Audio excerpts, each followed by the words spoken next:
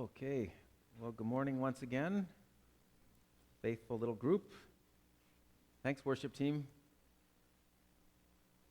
Today, dear saints, we're going to be in the book of Esther, Esther chapter 2. If you could locate Esther 2, we are still walking with national ethnic Israel, and we're still contemplating amazing things in their redemptive history. And you know where we are in their history. Israel had been taken captive by Babylon for their sin. And while over there in the east, Babylon itself was overtaken by the Medes and the Persians. And so the Medo-Persian Empire is the power center now. And in this time in Israel's history, a few souls trickled back to the Holy Land, but there's still a sizable Jewish population there in the Persian Empire. And last week we saw that the Persian king, known here as Ahasuerus, was rash and impulsive, and he wrote into law and drove from him his wife Vashti. He wrote into law that she was to be driven from him, exiled from his presence, and furthermore, he saw to it that laws were written that actually intruded into people's private lives, even into their homes, down to what language could be spoken within their four walls. And we said, wow, that's starting to sound pretty familiar to us. How many people am I allowed to have over? How many relatives can visit with me on my birthday or something? I better check with Pallister. He'll tell me what I'm allowed to have in my house or in my home. Well, this is what happened here, but let's go to chapter 2, and let's read what followed this. Chapter 2, verse 1. After these things, when the wrath of King Ahasuerus subsided, he remembered Vashti, his wife, what she had done and what had been decreed against her.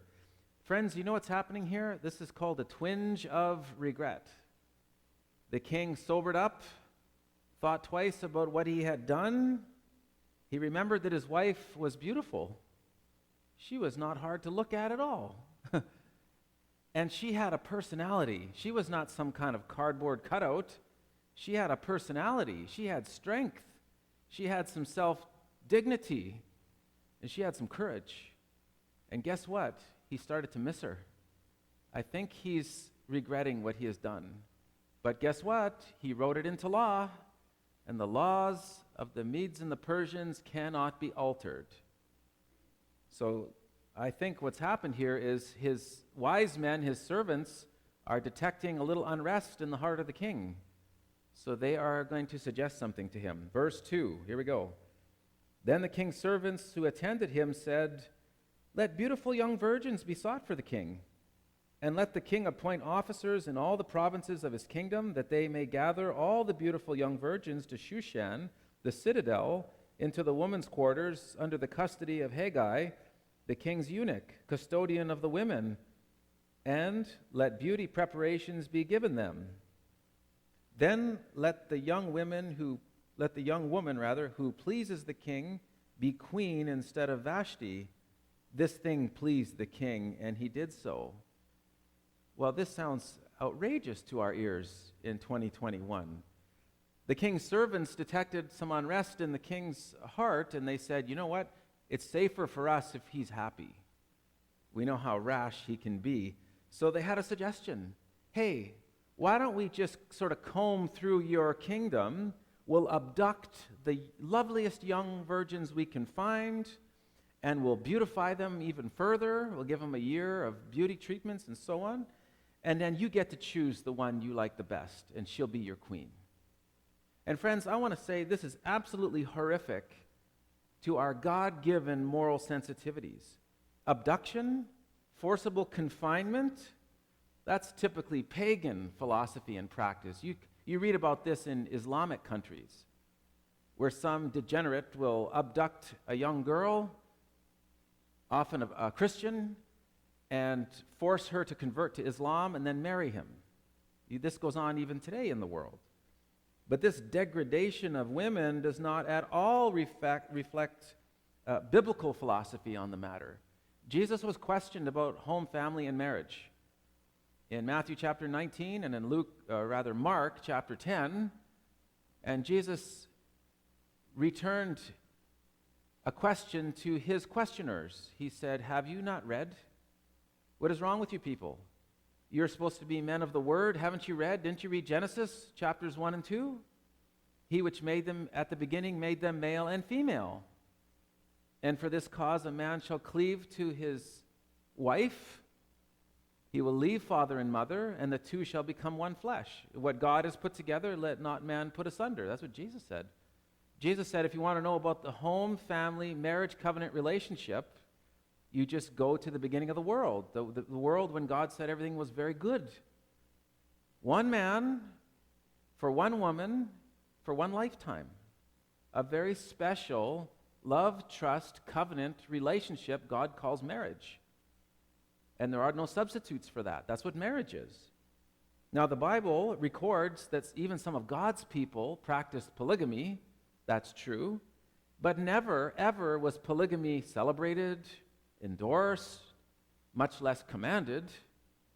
Don't ever get confused, dear friends, with what the Bible states as historic fact, bare historic fact, and what the Bible endorses and recommends to us. There's a difference there.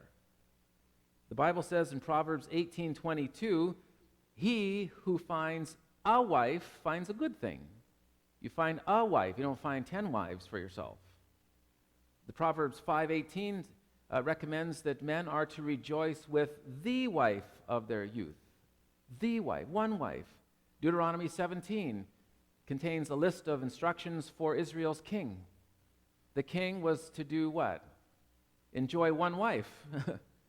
One wife. Don't multiply wives. And of course, he has more freedom and responsibilities and privileges than anyone in Israel. And if he's not allowed to have more than one wife, guess what? No Israelite male is allowed to have more than one wife.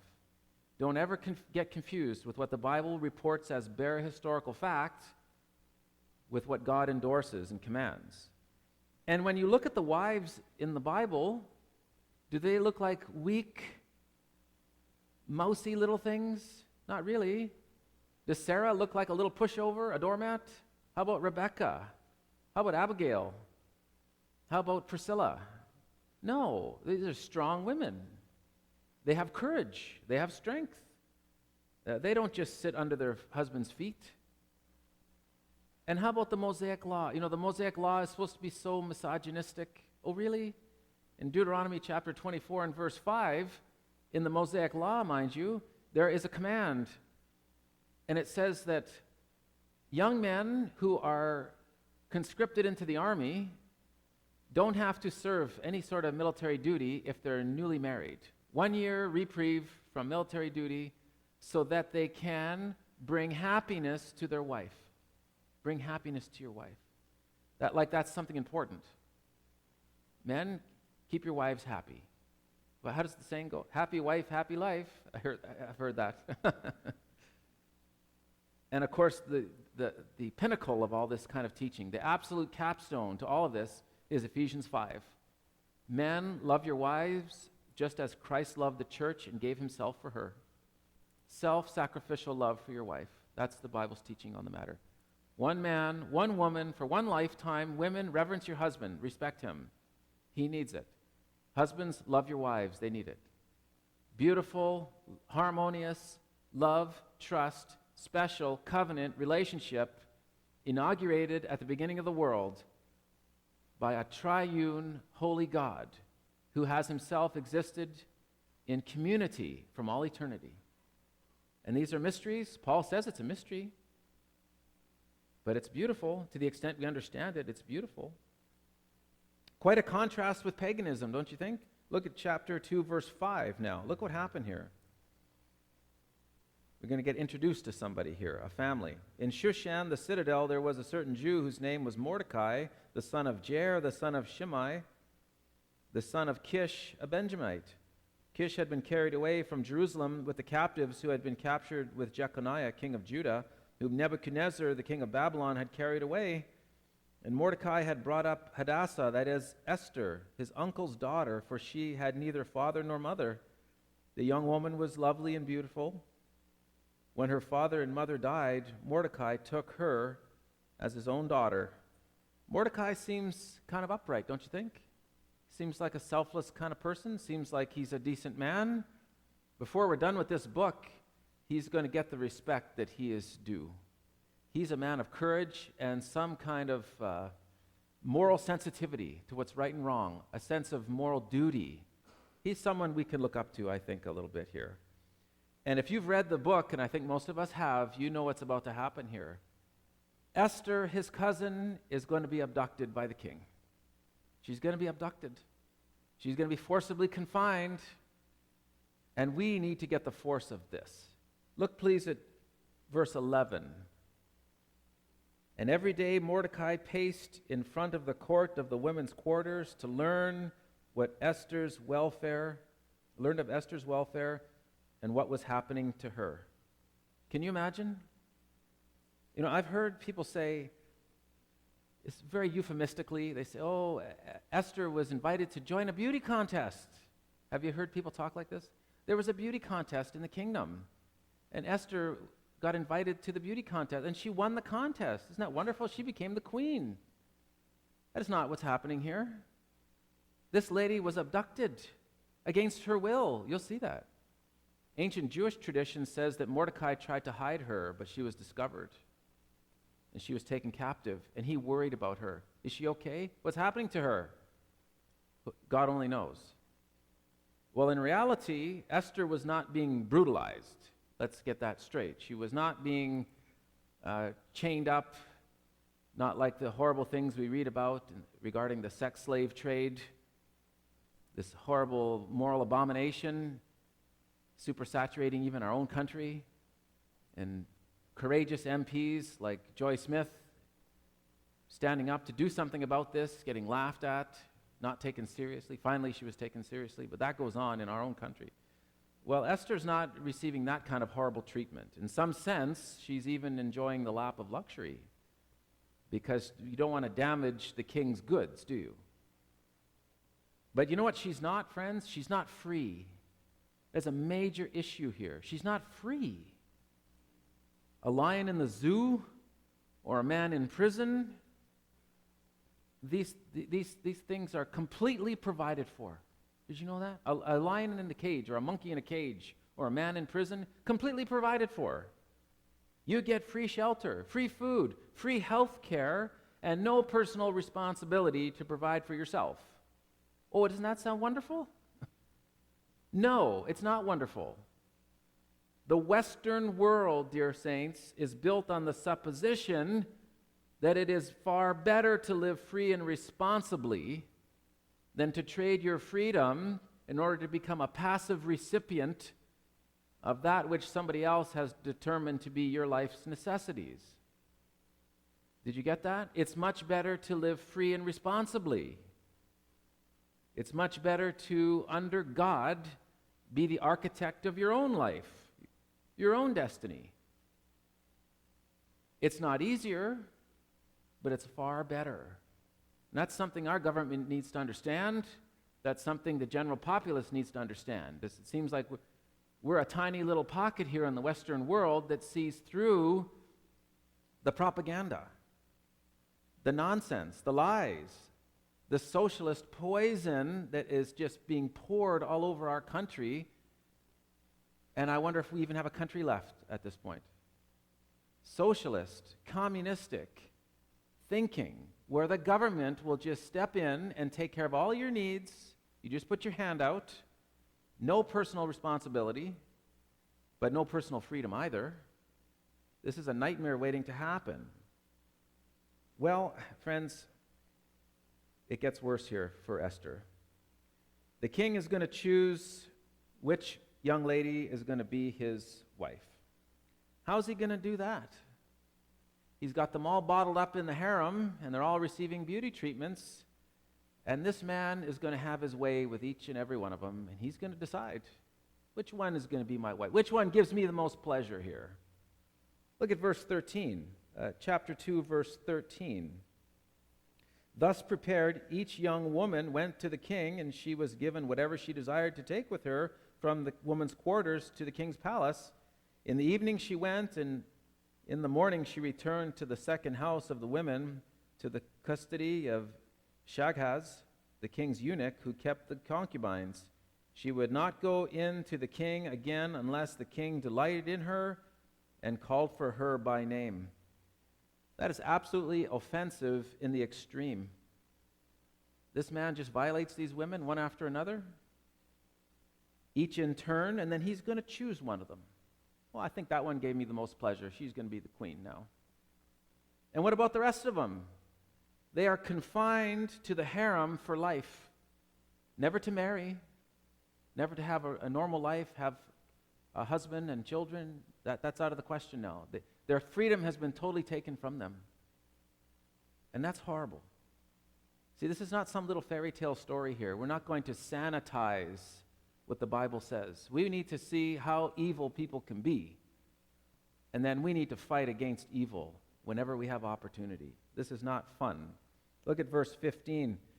Now when the turn came for Esther, the daughter of Abihail, the uncle of Mordecai, who had taken her as his daughter, to go in to the king, she requested nothing but what Haggai, the king's eunuch, the custodian of the women, advised. And Esther obtained favor in the sight of all who saw her.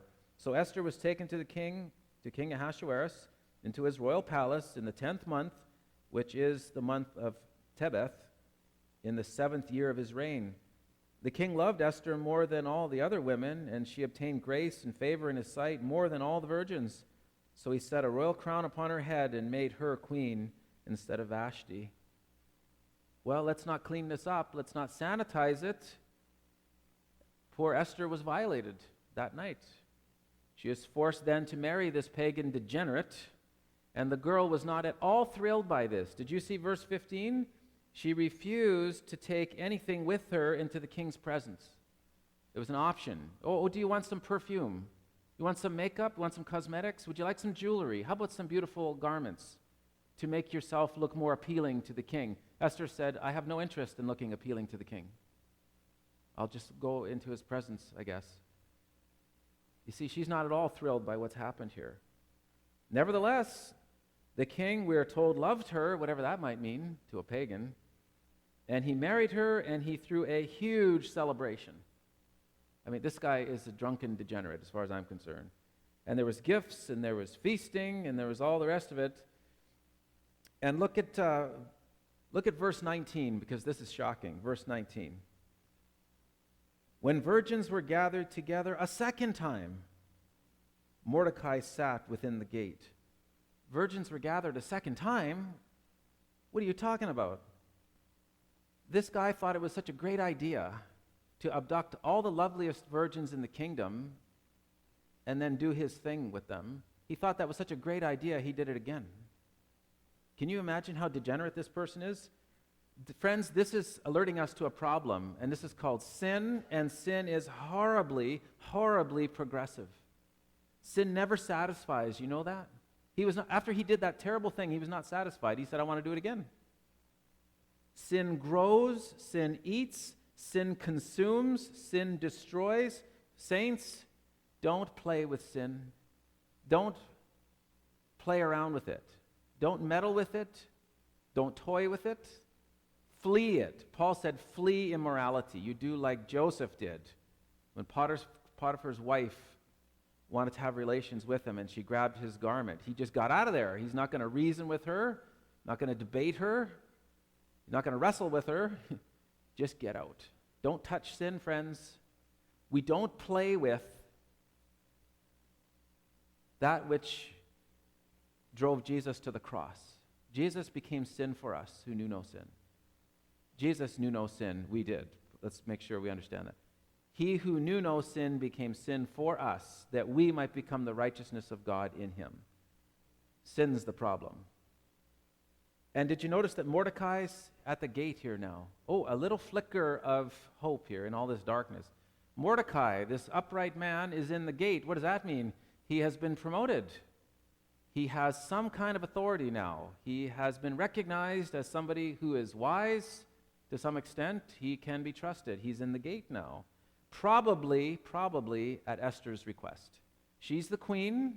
her word means something, she's probably put in the good word for her cousin. Now, verse 20. Verse 20. Now Esther had not revealed her family and her people, just as Mordecai had charged her, for Esther obeyed the command of Mordecai as when she was brought up by him.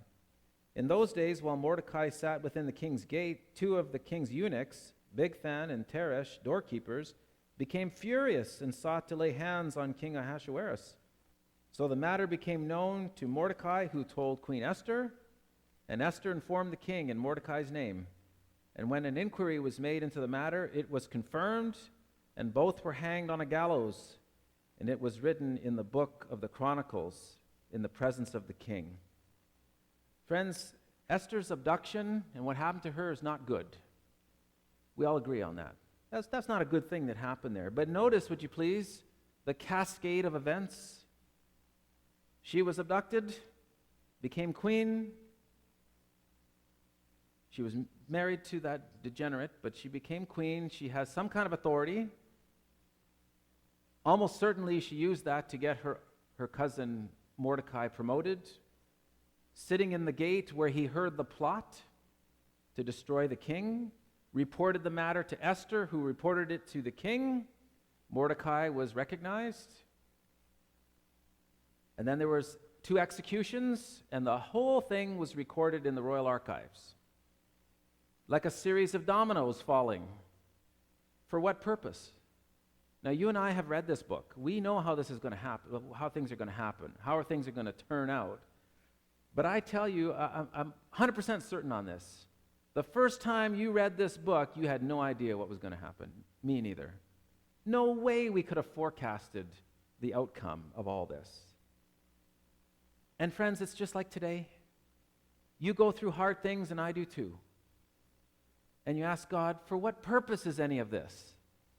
And the years roll on, and you look back and you say, aha, I think I'm getting a hint now as to why God allowed that thing to happen.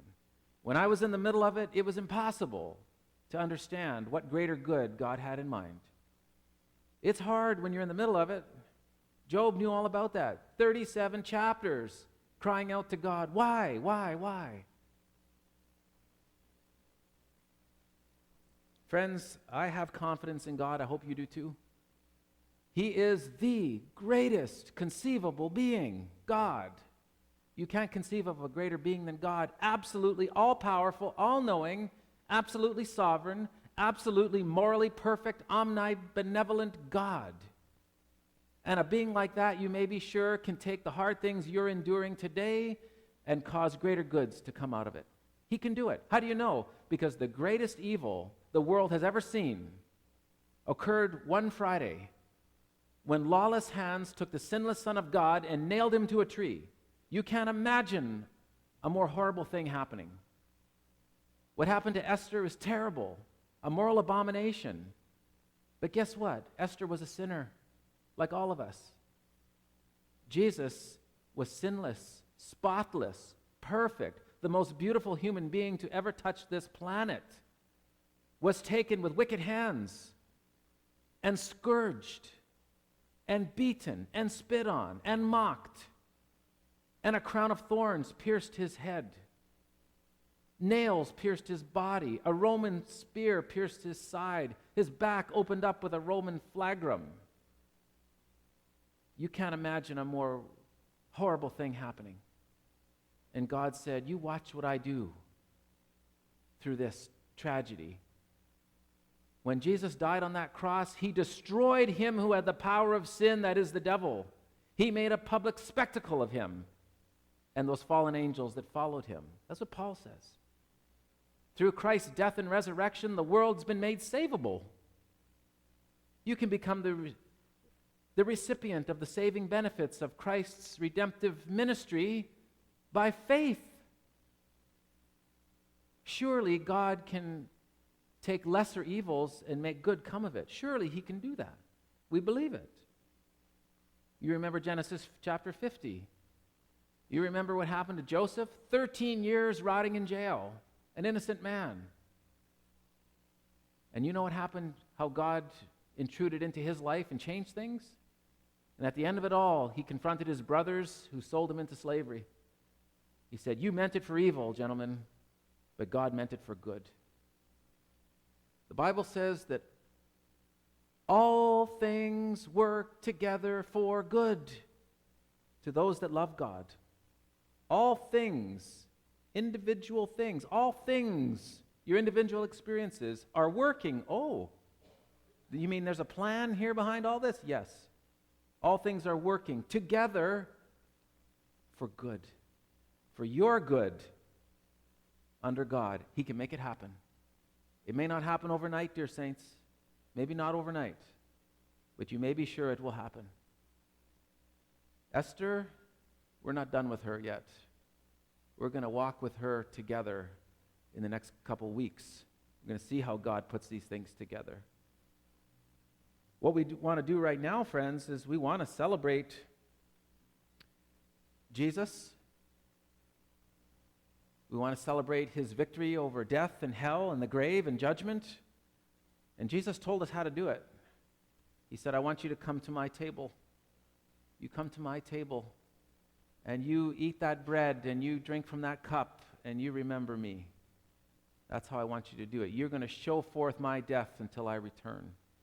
So I'm just going to grab my elements here, and we'll do this together.